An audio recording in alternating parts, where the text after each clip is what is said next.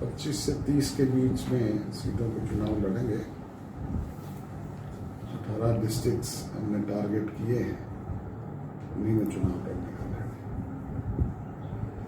पहली बार जेजेपी चुनाव लड़ रही है, बीजेपी कांग्रेस सामने हुई, चुनौती मानते हैं? चुनौती तो चुनाव में होती है, बिना चुनौती के चुनाव का है। और कोई पहली बार नहीं, हम तो चौधरी देवीलाल के समय से लेकर के लगातार चुनाव लड़ते रहे हैं। मैं 2 बार स्वयं भी वहाँ से विधायक रहा हूँ, उसके बाद भी हमारे विधायक वहाँ से चुन करके आते रहे हैं।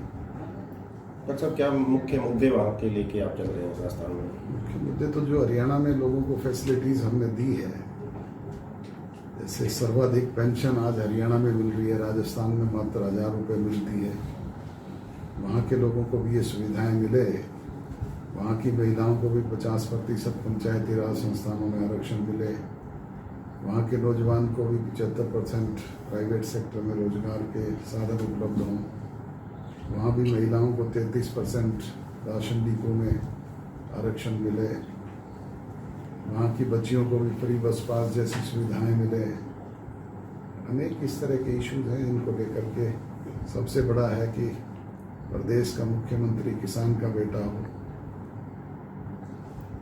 क्या माहौल लग रहा है? बीजेपी और कांग्रेस आपके सामने होंगी?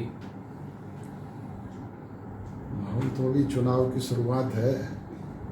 आपने कल स्वयं देखा है कि जिस तरह का जोश और उत्साह लोगों में है, उसको देखते हुए मैं कह सकता हूँ कि बहुत बेहतर चुनाव परिणाम रहेंगे। डॉक्टर साहब, गठबंधन पे अभी कोई बातचीत अभी भी चल रही है बीजेपी से? हो सकता है कोई?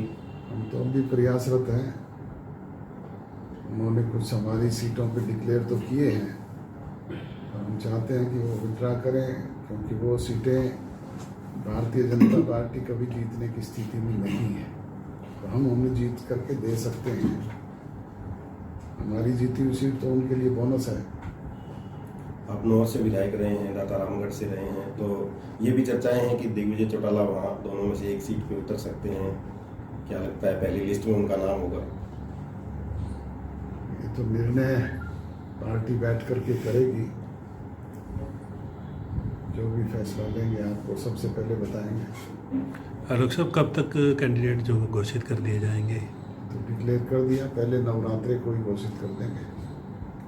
जो मौजूदा सरकार है, गहलोत सरकार, किस तरह का कार्यकाल देखते हैं इनका? मौजूदा सरकार ने 4 वर्ष में तो कुछ किया नहीं। अब अंतिम समय में जाकर के रेवड़ियाँ बांटने का काम कर रही है, लोगों को तरह तरह के प्रलोभन दिए जा रहे हैं। उसको लोग भी समझते हैं। आज राजस्थान के लोग बदलाव के मूड में हैं, क्योंकि वहाँ कहीं पेपर लीक घोटाला हुआ है, कहीं महिलाओं के साथ अत्याचार हुए हैं, कहीं माइंस घोटाला हुआ है, अनेक कहीं लाल डायरी का मामला है। तो सारी बात लोगों के समझ में है, और लोग समझते भी हैं आज हर चीज़ को।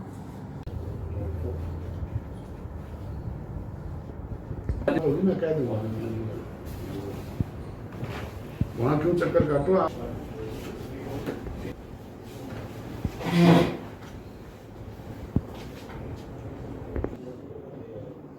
आपका शेड्यूल कब तक बढ़ रहा है राजस्थान का?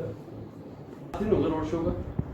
नहीं, रोड शो तो आज ही है। अच्छा, फिर इसके बाद 18-19 का है। ऑफिस नहीं, कल तो उनका ऑफिस का उद्घाटन है।